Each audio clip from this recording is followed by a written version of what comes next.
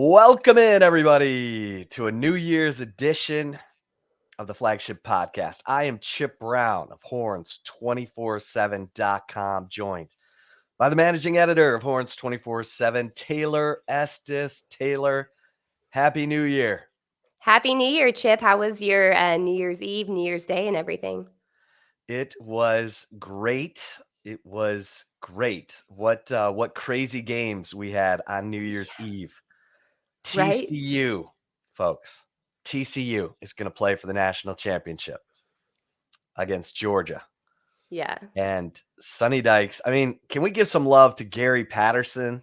Yes. Okay. Yes, for sure. Because Sonny Dykes getting all the praise. Like, he inherited Gary Patterson's work. He inherited a team full of well-coached, well-cultured players. He added a few from the portal, Johnny Hodges and Mark Perry, the safety, and Josh Newton, the cornerback. Those guys have all been fantastic, but the bulk of that roster was recruited by Gary Patterson. And Gary told me before the season, he's like, TCU is going to be pretty good. So, kudos to Gary Patterson for building that roster. It's a shame he's not getting to coach that team in the national championship game, but he does deserve credit for building that roster. And what a crazy, crazy game that was. I don't even know where to turn. It's been a crazy bunch of games. I mean, we just had Tulane come back and beat USC in the Cotton Bowl. Yep. If you get left out of the playoff and you end up playing against the at-large team, typically the best group of 5 team in college football, you got to really fight to stay connected in that game, because the other team, wants a piece of you, and Tulane definitely wanted a piece of USC, and they got it in the end, which is just bonkers. But how was your New Year? It was good. I will say one thing about the Tulane and USC game. It was kind of eerily reminiscent of the Tulane and Oklahoma season opener in 2021 that Lincoln Riley was coaching Oklahoma at the time, and they almost lost because they came back, I think it was like 22-40, and then the game ended up 40-35. OU ended up winning. And it was kind of like, a part of me was watching that. I was kind of like rooting for Tulane, because I was just like, oh, get your revenge on Lincoln Riley, because they were so close in 2021 to beating Oklahoma when he was the head coach. That year they finished 2-10. That's a story in itself that they turned that program around. But yeah, the TCU game was crazy. It was, if you're a Texas fan and you watched that game, I hope you walked away from it being like, damn, Texas defense was pretty damn good this year, that they were able to hold that TCU team to 17 points. And, I mean, Michigan's one of the top defenses statistically in college football. And they just, it was a shootout. It was absolutely a shootout. So if you're a Texas fan and you don't recognize how good Texas defense was, rewatch that game between TCU and Michigan, and that will tell the story entirely. Yeah. I mean, you look at this whole college football season and you say, man, we're not that far off. I mean, if you're a Texas fan, you saw TCU go from 5-7 to the national championship game.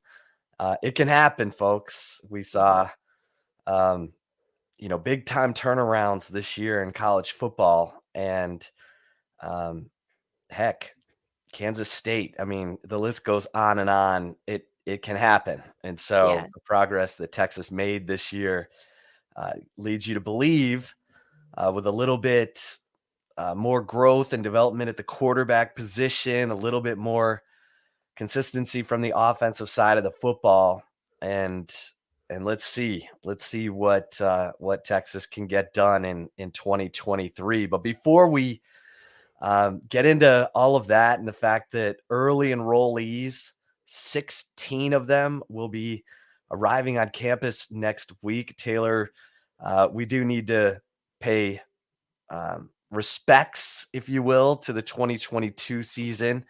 There were some pleasant surprises. There were some unpleasant surprises when Texas went out to Lubbock and to Stillwater and had 31-17 leads in those games and came back with an L. But certainly the defense was a huge storyline, and there were some standout individual performances as well. Yeah, there were. And so, obviously, I think that offensive player of the year for Texas, and honestly, probably defensive player of the year for Texas, are a given. Bijan Robinson, no doubt about it, the 2022 Doak Walker Award winner, is projected to be a first round draft pick as a true junior coming out of Texas. The I don't think we need to really go into it too much with him. Aside from it's been amazing to watch him and cover him, honestly. And then from the defensive side of the ball, I think Jalen Ford's probably the arguably the consensus defensive player of the year for Texas, Chip. So aside from those two, today we were going to give some different type of player of the year awards out for Texas, including newcomer of the year, surprise player of the year, special teams player of the year, and then the coaching performance of the year, Chip. But anything that you have to say, do you disagree with the offense defensive player of the year? Odd No, I nods. mean, Yeah. Bijan Robinson led the nation in yards from scrimmage, receiving, and I keep going back to his receiving numbers.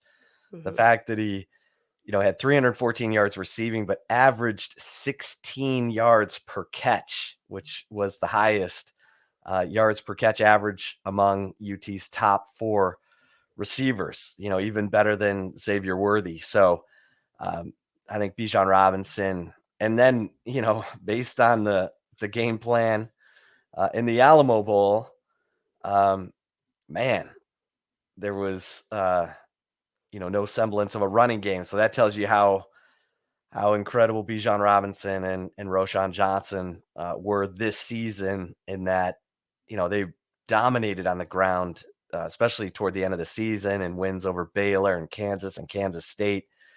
And then, didn't even really try to establish the run in the Alamo Bowl.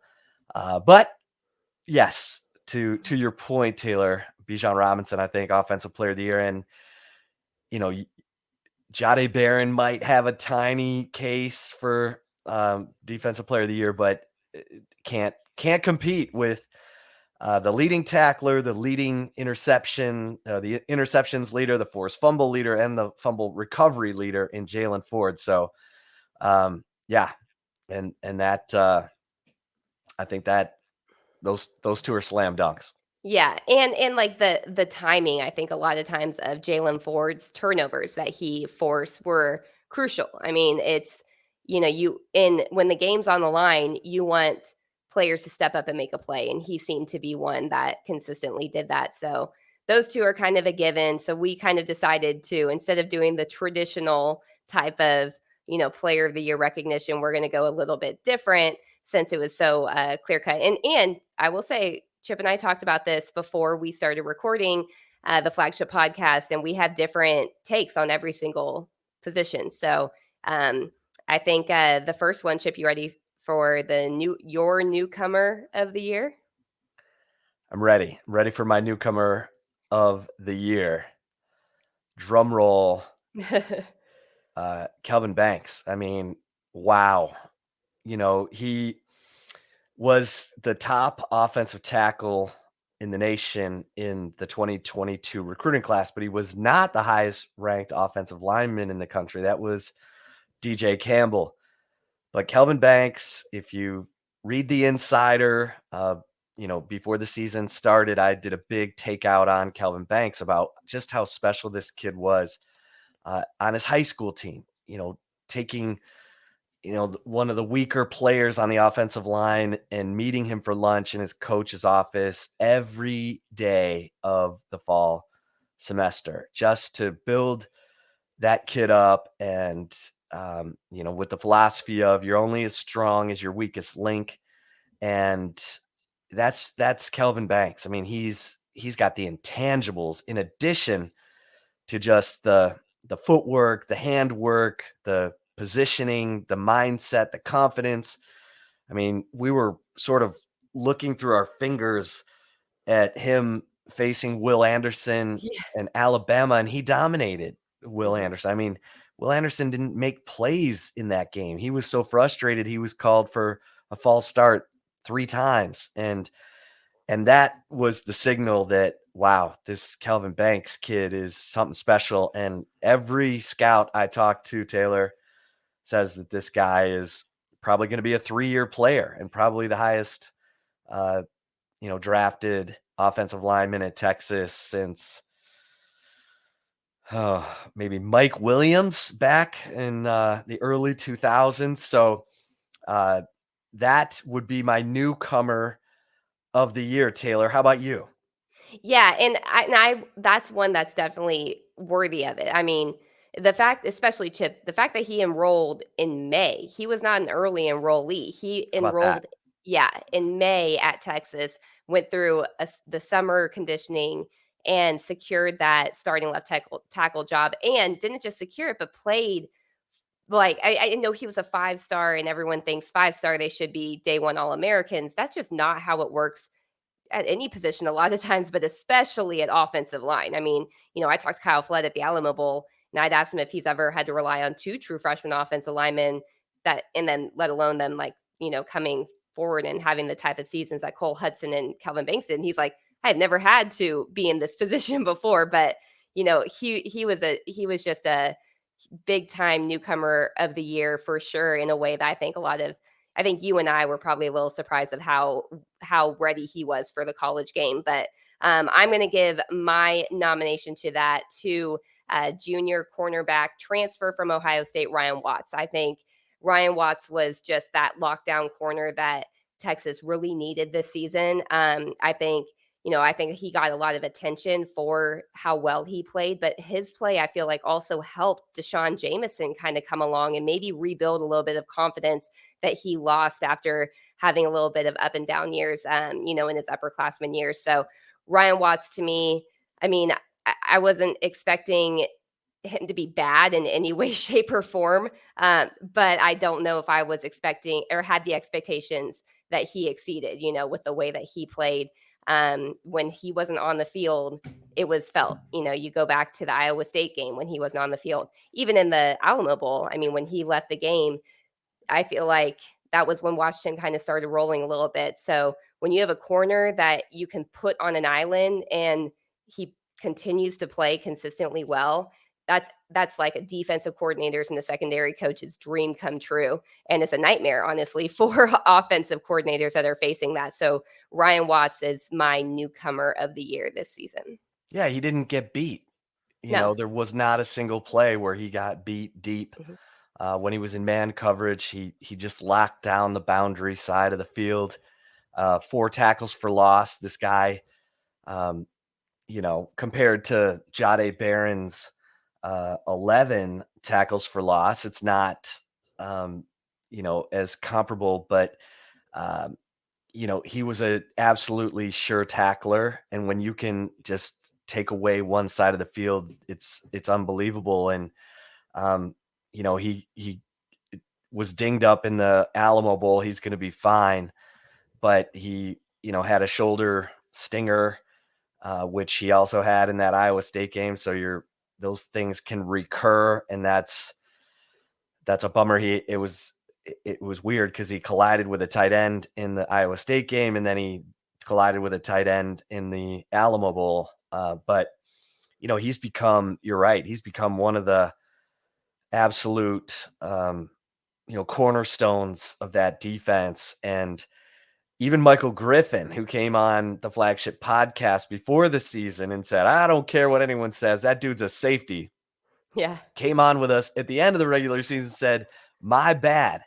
This guy at 6'3" and 200 plus pounds can handle that corner position, and did. And so that's that was a huge pickup in the transfer portal for Steve Sarkisian and the Texas Longhorns. Sark's done pretty well in finding quality, players in the transfer portal. Obviously, Quinn Ewers. If we're giving out transfer portal awards, I don't know who's more valuable, Ryan Watts or Quinn Ewers. I mean, and I'm not trying to be funny there. I mean, Ryan Watts was so consistently good that you can make an argument. I mean, obviously the quarterback position is so important that everyone's like, oh, Quinn Ewers, Quinn Ewers, Quinn Ewers. And Quinn, I thought finished strong in the Alamo Bowl, but that's how good Ryan Watts has been. Yeah. He just he answered the questions. Yeah, he definitely did. And Quinn Ewers is still a freshman. So Right. I think long term, we may have a different opinion on who was more valuable from the transfer portal, but no doubt Ryan Watts deserves this year, I think, the Newcomer of the Year award. Yeah, no, it's good stuff. All right. Chip, your surprise player of the year. Sorry, I kind of gave it away. I'll put it Ah, back. my surprise player of the year, I will take the defensive side of the ball this time, Taylor. Jalen Ford. I mean, we knew from what we were hearing from team sources, from players, when we were interviewing guys in fall camp and even at Big 12 Media Days back in July, who's a player who's going to surprise this year? Everyone seemed to say Jalen Ford, but you didn't think it was going to be like this. Mhm. You didn't think it was going to be 109 tackles, 3 forced fumbles, a couple of them at critical times, 4 interceptions that all seemed to come at critical times. The interception in the end zone against Iowa State that turned the momentum from the first half when Iowa State quarterback Hunter Deckers was getting hot and was driving for, a double-digit lead, and Jalen Ford, picks off the pass and leads. That kind of spurs Texas's, momentum in that game. And then the fumble recoveries, Keandre Coburn with the big forced fumble at the end of the K-State game. Jalen Ford jumps on it after he had the huge interception right before halftime that led to a touchdown. So that his game against K-State will probably go down as, his marquee game, but he's got a decision now, Taylor. I mean, he went Yeah. from non-starter to should have been Big 12 Defensive Player of the Year. I don't know why or how the award went to, Felix Anudike-Uzomah from Kansas State, who hadn't had a sack in like the last 5 games of the season. Didn't he win But Defensive Lineman of the Year too? yes, It was like, I feel like it was like a lazy, like, oh, he's been around. yeah, I agree. Yeah, I think Jalen Ford is my surprise player of the year. I mean, we knew he was coming, but we didn't think it would be like this. How about you, Taylor? Yeah, with Ford, I never would have thought he would have a decision to make, and a legitimate decision to make of if he wants to return or go to the NFL, not go to the transfer portal, return or go to the NFL. That's the decision he is Because facing. linebackers are like running backs. They Mhm. have the head-on collisions over and over again. You don't, you only have a certain shelf life as a Right. middle linebacker, and that's why, some agents are telling them, "Hey, go now," Yeah. but anyway, I Yeah. digress. Taylor, your surprise player of the year. My surprise, I'm gonna go on the offensive side of the ball and go with Jatavian Sanders, the tight end. I feel like, in talking with Jeff Banks, I guess one of the 2 times we've ever been able to speak to Jeff Banks, he, before the season this year, talked about how he said it in a PC way, but when you know what these coaches are like, essentially had to talk to Jatavian this spring and be like, "You're nowhere close to anywhere that we thought you were going to be at this point, and you need to step it up." And he answered in such a big way, was one of the most reliable receiving options for Quinn Ewers, and also just becoming a complete tight end. I mean, some behind the scenes here a little bit. going into the 2021 season, we were out at fall camp practice for a few days of fall camp, and Jeff Banks was working one-on-one with Jatavian Sanders while other tight ends were working with like an assistant, excuse me, or like I'm not sure who it was, but he took the time to like specifically go on the side and work solely with Jatavian Sanders. And, there was he was a really highly rated player, but still had never really been a true tight end. He was more of a pass catching threat in the high school level, also played on the defensive side of the ball. But for him to just come along, not just as a pass catcher, but a blocker when he has been one that his only skill was to shed blocks as a defensive lineman in high school when he would play on that side of the ball. I mean, he, in my opinion, he had you knew he had the seal, or you had the potential, no doubt about it. But the way that he came on this year was such a surprise and a further testament to Jeff Banks and how valuable he is as a developer of tight ends, a special teams coordinator, recruiter, everything. I mean, I think Chip and I have talked to him all the time, and he deserves all the acknowledgement that we give him. But Jatavian Sanders, to me, I think he was my surprise player of the year. Yeah, at mid-season, Taylor, he was one reception from being the leading receiver on the team. He was that close to Xavier Worthy and was having that good of a year. And so he surpassed David Thomas's receptions record, right, in the Alamo Bowl for a tight end. You know what? I think you're right about Yeah. that. I think, David Thomas, I think, had 51 or 52 or 50 or 51, and Jatavian Sanders ended the year with 54. So now he is the program's, single season receptions leader for a tight end. Yeah, and the guy, remember when he came out of high school and everyone was like, man, we need him as a pass rusher. We don't have no pass rush. Now, everyone okay with Jatavian Sanders as a tight end? Because that dude was money in the bank for the most part. He had a couple tough drops. Everyone will look back to the Oklahoma State game there toward the end of the game. But that, for a guy who really was a role player last year to come in and become a dominant mismatch player for the Texas offense the way he did was, I agree with you. I mean, it was a great surprise, and he's the first team All Big 12 tight end. Yeah. I mean, that's the kind of impact he had.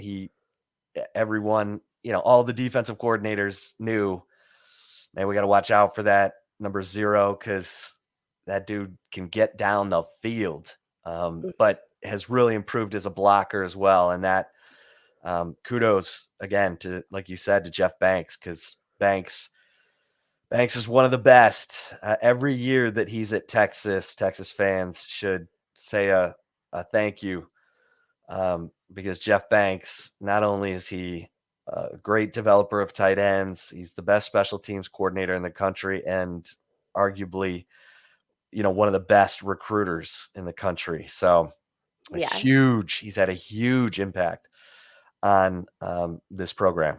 Yeah, and other thing with Jatavian Sanders too is I don't know if Horns 24/7 members saw this pop up on the message board during the Alamo Bowl, but after Xavier Worthy had the back-to-back drops in the third quarter, I was sitting next to Jeff in the press box, and I was just kind of like looking through my binoculars, trying to see what Worthy's, kind of demeanor was, I would say, on the sideline. So I was searching through, and all of a sudden, like, I kind of glanced back because I saw Jatavian Sanders I don't want to use bad words, but pissed off. He was like, I was like, what happened? I didn't see like what had happened. I guess the broadcast team for the Alamo Bowl did talk about it on the broadcast that he was upset I think with Xavier Worthy had to be kind of separated away, and Jeff Banks was the first one. I was watching this like almost like a weird stalker, like, oh, I want to see what's going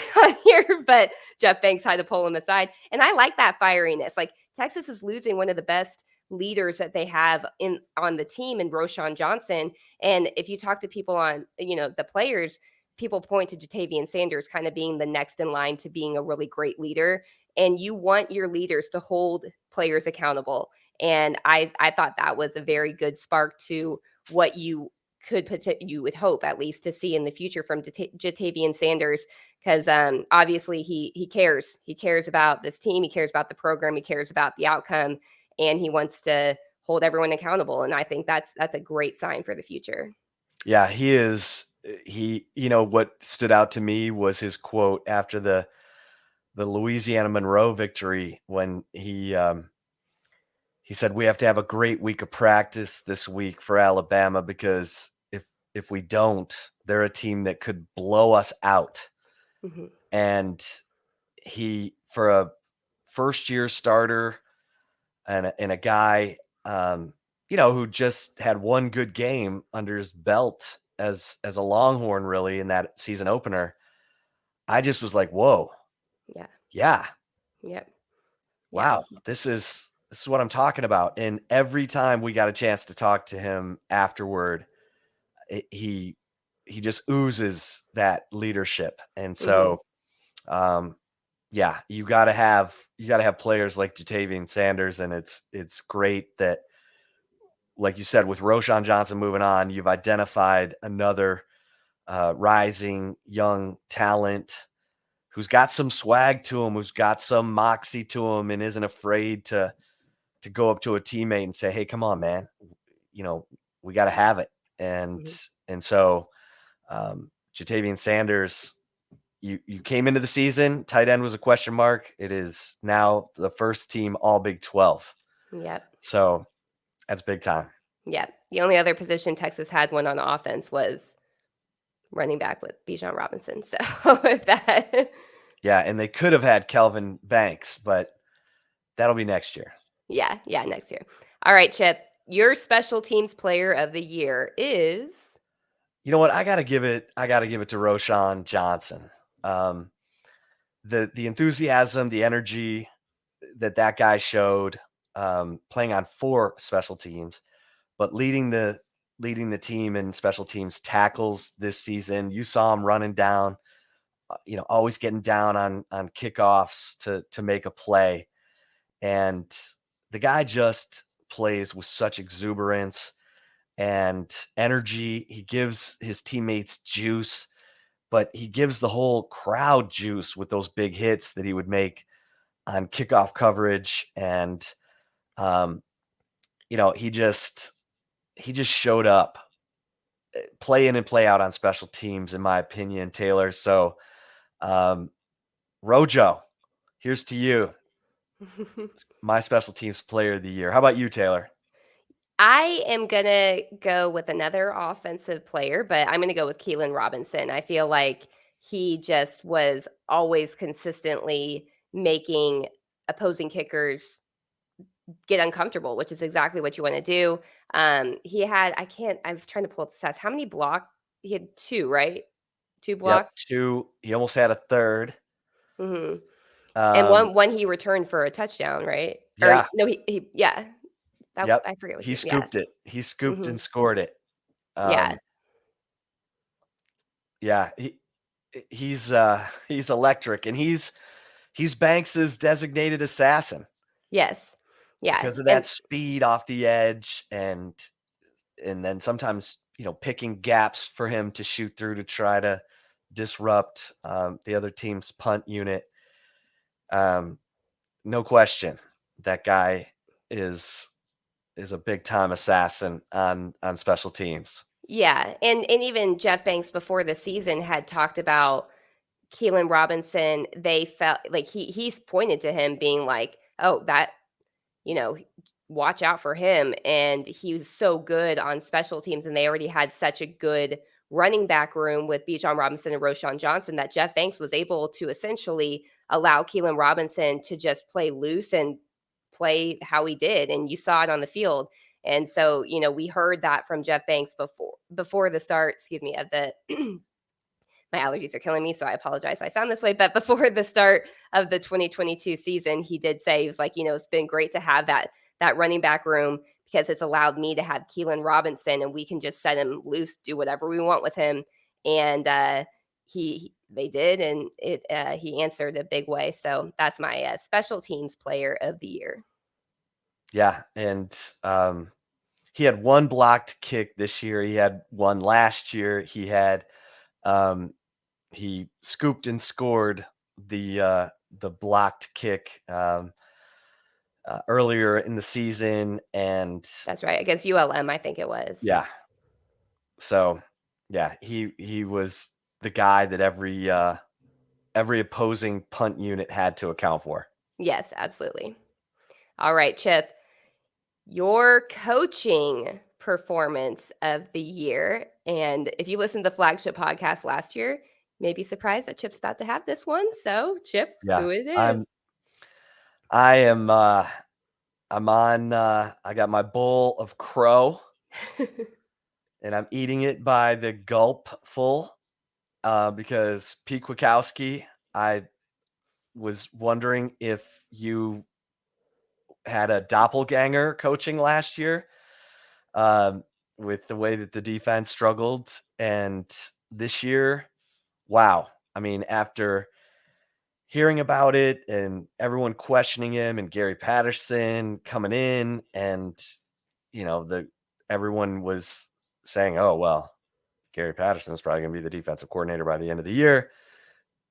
Pete Kwiatkowski put his head down and got to work and really brought Gary Patterson in and used his expertise. Pete Kwiatkowski told us at the Alamo Bowl that he was moving the pass coverage more to match quarters before Gary Patterson was hired. And Gary Patterson is sort of the king of match quarters. And so by doing that and bringing in Gary Patterson, Kwiatkowski immediately had a blueprint for how teams were going to try to exploit that match quarters, because Gary Patterson has seen how teams have tried to attack his defense at TCU. And it wasn't perfect. There were games where players still struggled to pass off the receivers from one quarter of the field to the next, and they gave up a couple of big plays. But man, for the most part, you couldn't run the football consistently on Texas, and they gave up a couple of big plays. The long run against Alabama, the pass play to Quentin Johnston in the TCU game, and the Kendre Miller run. But for the most part, they really did, adjust well.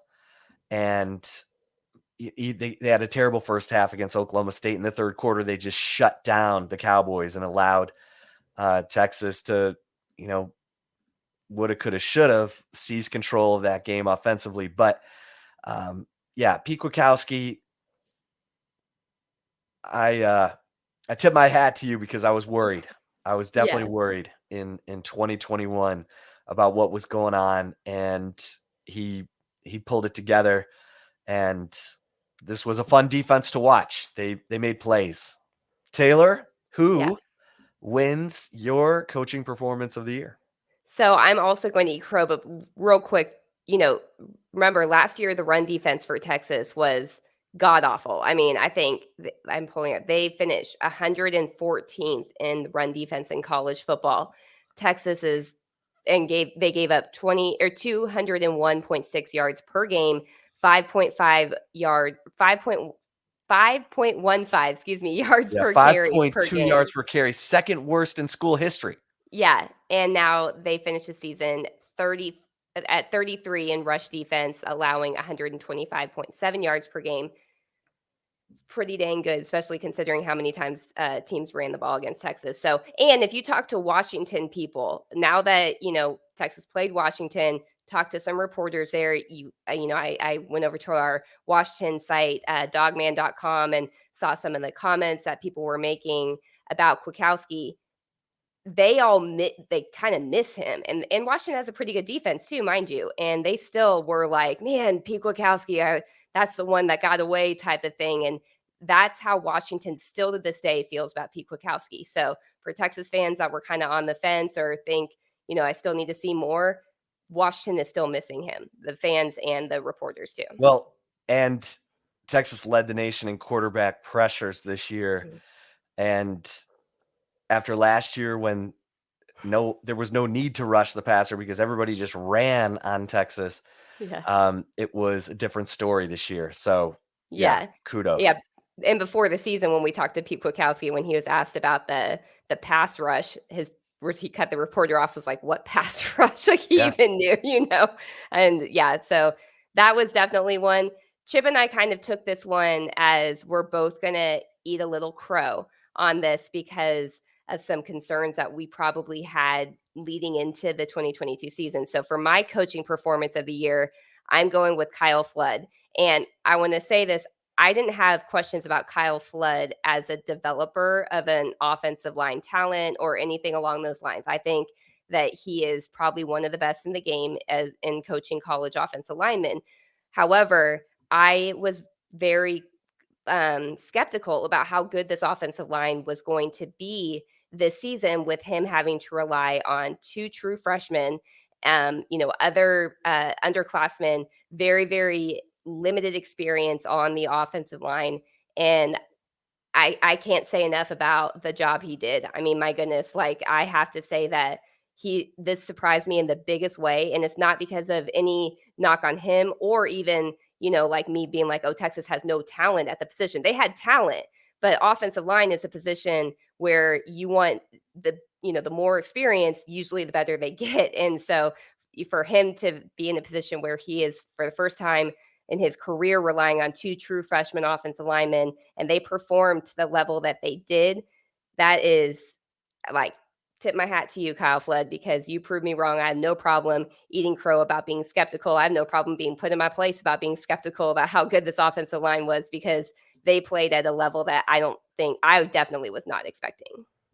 Yeah. And I think, I'm still a little miffed that Steve Sarkisian didn't, give that offensive line and Jonathan Brooks more opportunity in the running game in the Alamo Bowl because, people can say, oh, you lost Bijan Robinson and Roshan Johnson, blah, blah, blah. You can't run the football. No, yeah, you can. Jonathan Brooks is good, and he deserved a chance to establish the run, and so did this offensive line deserve a chance.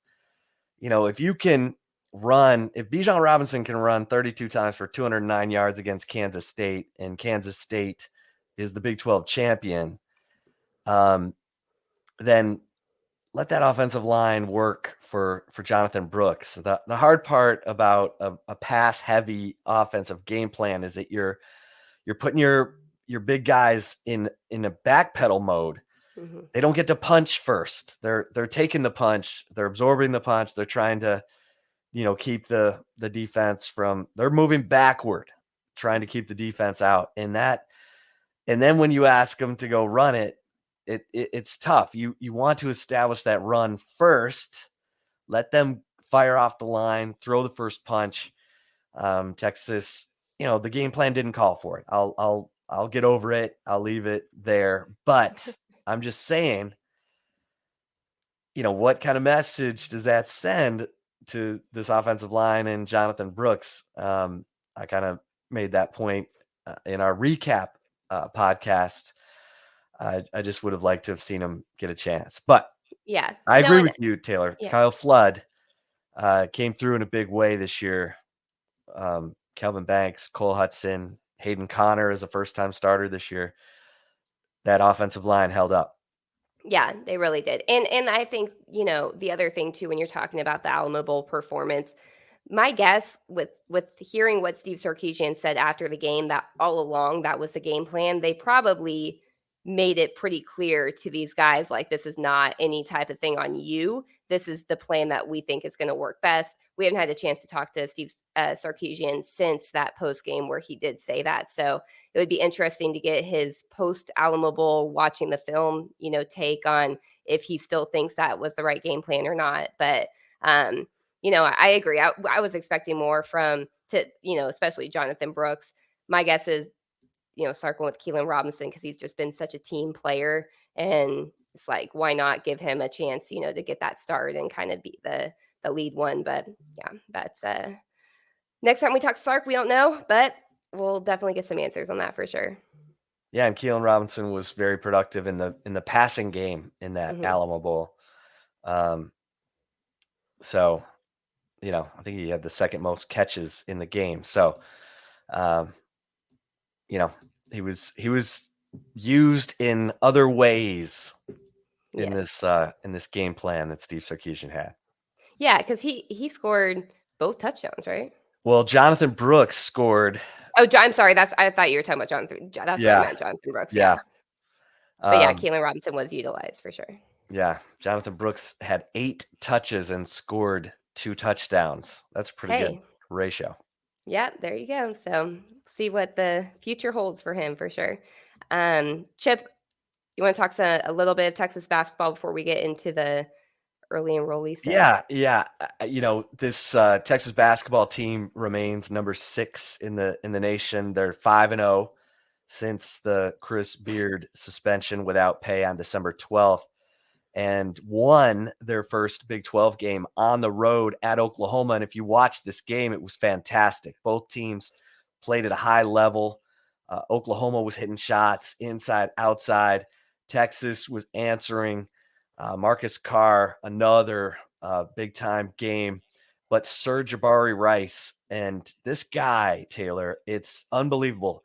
He had not hit a shot the whole game. And then you get to the final 5 minutes and Texas was behind and he makes the play of the game with 2 minutes left. He has this incredible up fake, gets his defender in the air, kind of leans into him, gets fouled on a 3-pointer, makes all 3 free throws to get Texas back into the game. Then he's, scrapping for offensive rebounds. He got a defensive rebound. He hit clutch shots down the stretch and made 7 of 7 free throws in the final 207 in a 1-point win for Texas. Texas was 14 of 15 from the free throw line. It was fantastic. A veteran team on the road, taking it from their rival and answering every single time. I thought it was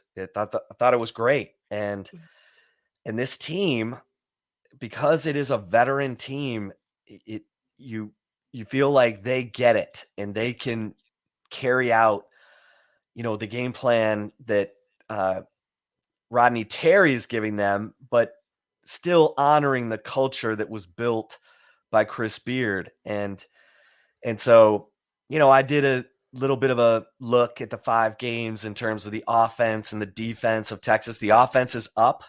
They're shooting it better. They're scoring a little bit more, but their defense is also giving up a little bit more. Well, a lot bit more. Yeah. They were holding teams to 37.1% shooting, and now in the last 5 games, opponents are shooting 46%. Oklahoma actually shot better than Texas in that game on Saturday.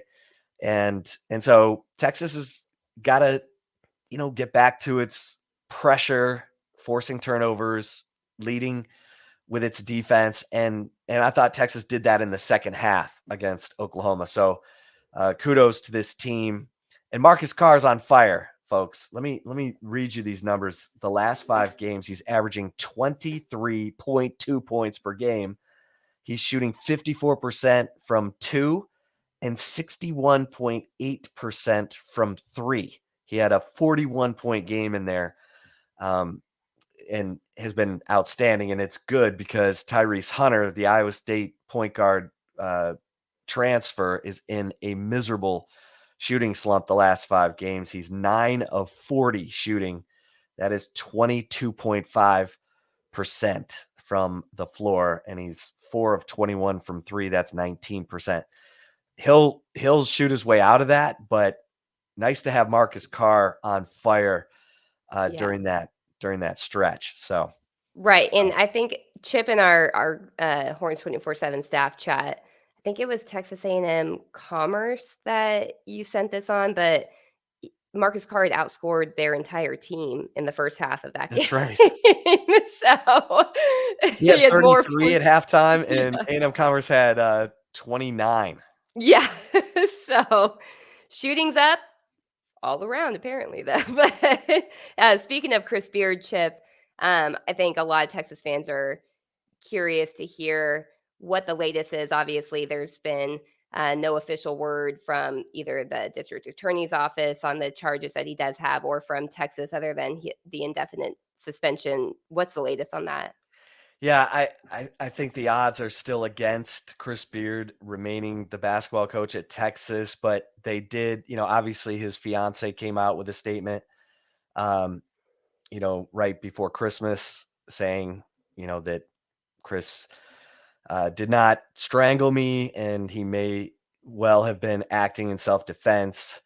Um, I do think UT officials are sort of waiting to see what the district attorney's office has to say about this, whether, um, I mean, if it, who knows, Taylor, and we don't know. The only two people who know are Chris Beard and his fiance. Mhm. You know, if, if the DA decides that she misconstrued the situation or she was the aggressor, and, didn't strangle him, Um, I guess there's a remote chance that Chris Beard could be back as, Texas's basketball coach. I don't think it would be this year. Um, but, every indication I've gotten is that it's just, that police report was too much to overcome, that no matter what happened, there was some kind of altercation. And that's just not a look that, Texas is comfortable with for any of its coaches to be in a situation where a domestic situation gets uh, to that point. So, um, no news yet. A little surprising, but Mhm. the Travis County District Attorney's Office, who I've called every day since the since Randy True, Chris Beard's fiance, came out with their statement. Clearly, they have not made up their mind about how they're going to proceed on this at this point, and we're Yeah. recording on Tuesday, January 3rd. So basically, when Chip calls the DA's office, there's like alarm sounding like "Do not answer, do not answer." But let's just say if the district attorney were to not pursue any charges against Chris Beard, what do you think Texas does there? Do you know? Is it kind of too too soon to speculate? Yeah, I mean, it's probably too soon to speculate, but the more this plays out, the the more it seems like there's a chance that Chris Beard might be able to remain suspended for the rest of this season, seek some kind of um, counseling with his fiance or whatever is going to happen with that relationship. I think Texas is trying to do its due diligence to make sure that there's not a rush to judgment. Stranger things have happened. We've seen in cases in the past. So I think um, UT has talked to Chris Beard. The Travis County District Attorney's Office is going to um, interview everybody, depending on what they think about the police report and if they decide to pursue the felony assault charge with or without the fiance testifying. Yeah, and how long does that process usually? I mean, it's kind of. I feel like everything's kind of delayed and ever since COVID, honestly. But like, how long typically would you say that process Well, is? these are political situations, and we've seen where cases get pushed, and can it can be a year Yeah, before either a case gets uh, taken to trial or even um, a decision to prosecute it is made. So I don't I don't have a great uh, feel for Jose Garza, the Travis County District Attorney, and what his it's called a special victims unit when they do a felony case. I don't have a feel for his special victims unit and how aggressive they are, or obviously this is a case where you could get some attention. Sometimes district attorneys, prosecutors like high profile cases. And then at other times they don't want to be embarrassed. I mean, if Right. it was a misunderstanding in, you know, I'm not going to speak for Chris Beard's fiance. I don't know her at all. But if she misconstrued the situation and um, it wasn't as it seemed, then the district attorney's office is probably not going to pursue this because they don't want to try to make a case that isn't there.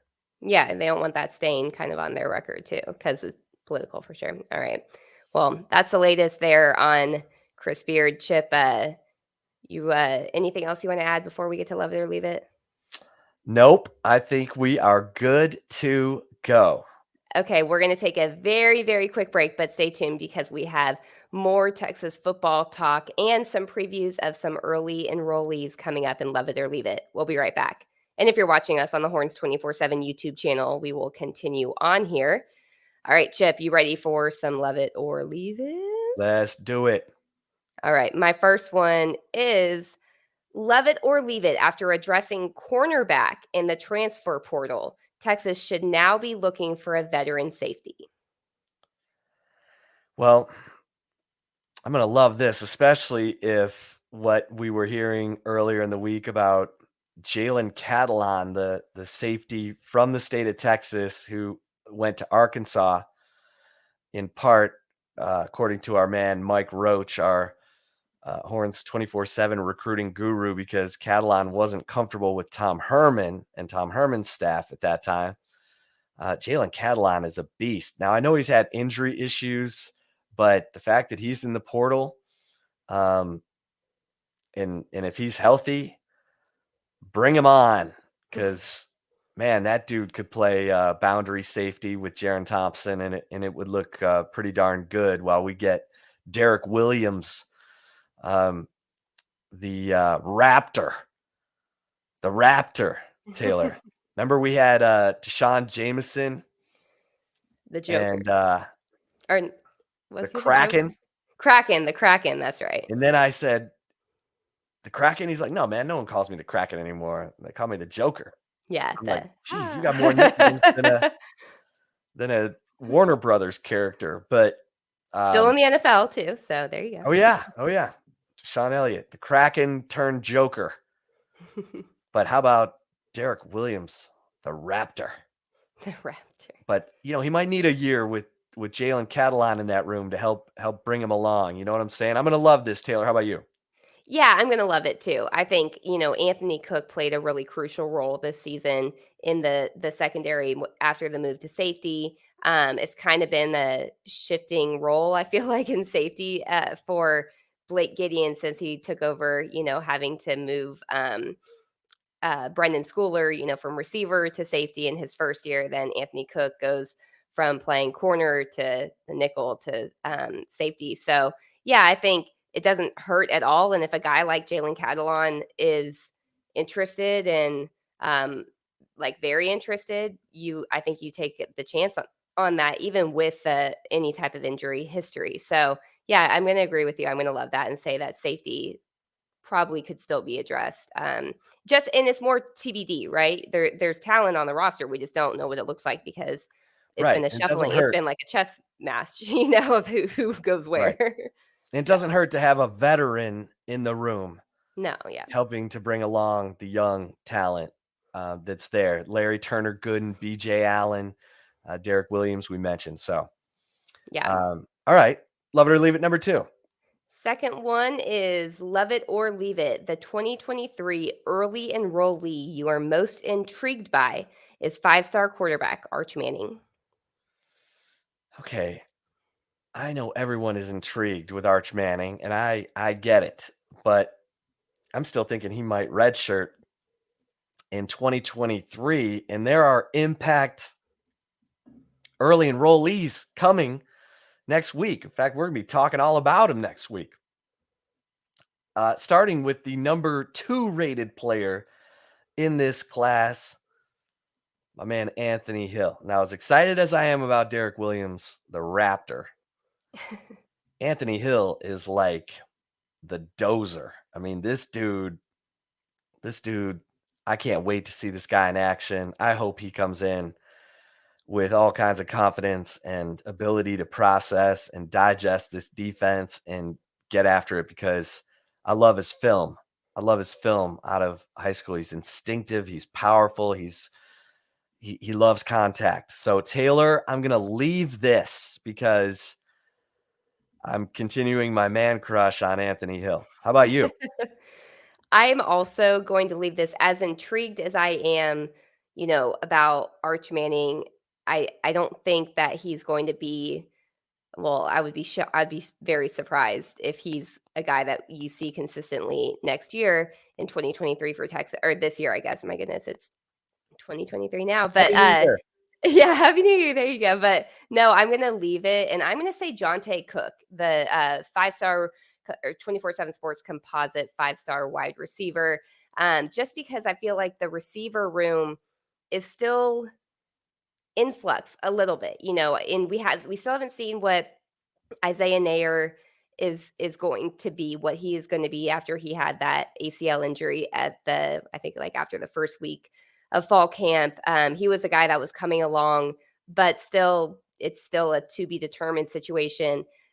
We don't know what's going on with Jordan Whittington, if he's going to return or if he's going to go to the NFL. I feel like it changes daily, and that's why we're not really reporting anything definitively. Not because we don't know, it's because literally it changes. It seems like on like any hour could potentially change. And Xavier Worthy's kind of a little bit of a question too. I feel like, I'm not sure what his future is, if it's going to be at Texas elsewhere, just because he's been so mum. And when asked at the Alamo Bowl, he didn't say for certain that he was going to be a Longhorn.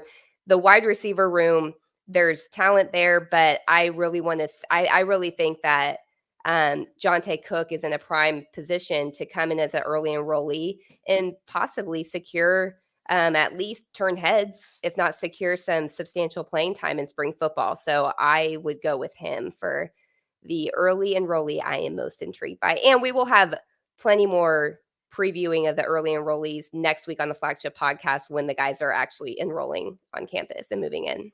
Yeah.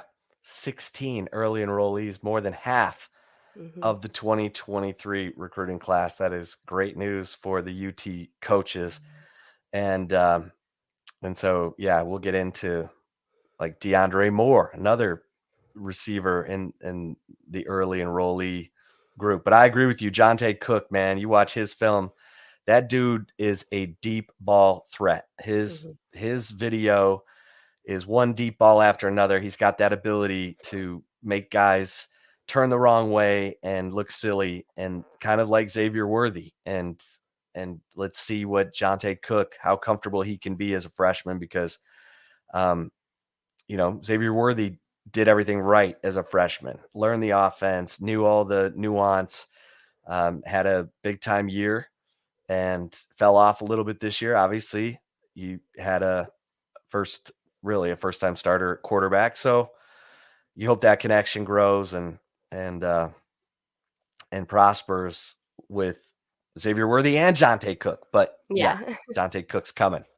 For sure. All right. All right. Love it or leave it, number 3. Last one.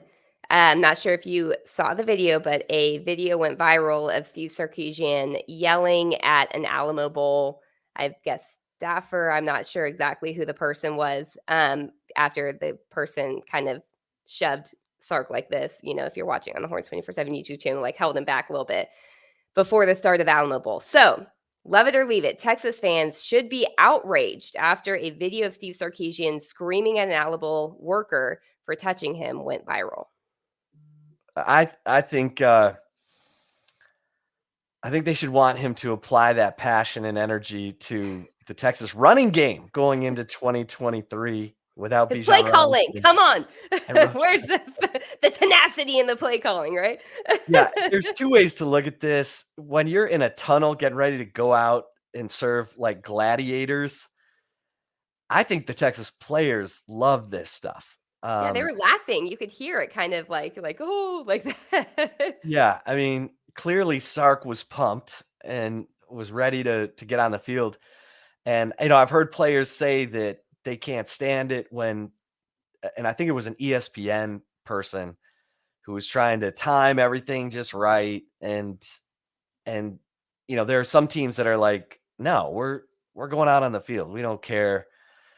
So it's, to me, it's kind of much ado about nothing. I get it. He looked really, really intense, and he dropped some, Maybe a few F-bombs you maybe a could few F if you're a bombs, mouth but reader. he didn't shove the guy. He didn't No. punch the guy. He just said, "Don't touch me." Yeah. I'm gonna leave this, Taylor. How about you?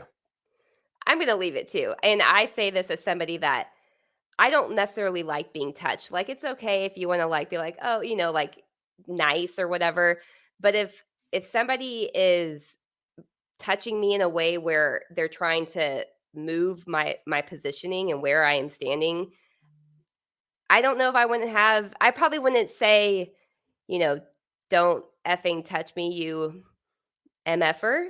Maybe I would though, I don't know, depends on the day. I don't know, 'cause I really don't like when people put their hands on me and try to move my position. So I kind of was like, I saw that and I was like, I'd probably have the same reaction, if not similar reaction. So no, I don't think you should be outraged.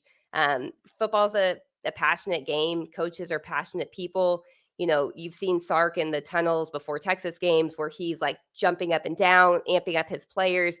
That's the last time that you want to try to like be like, hey, can you follow my lead here? Stop, and let me push you back a little bit here. That's, yeah, you're asking for it. It's kind of like, don't poke the bear.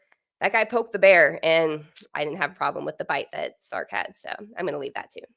Yeah. All right. There you have it, kids. Happy New Year.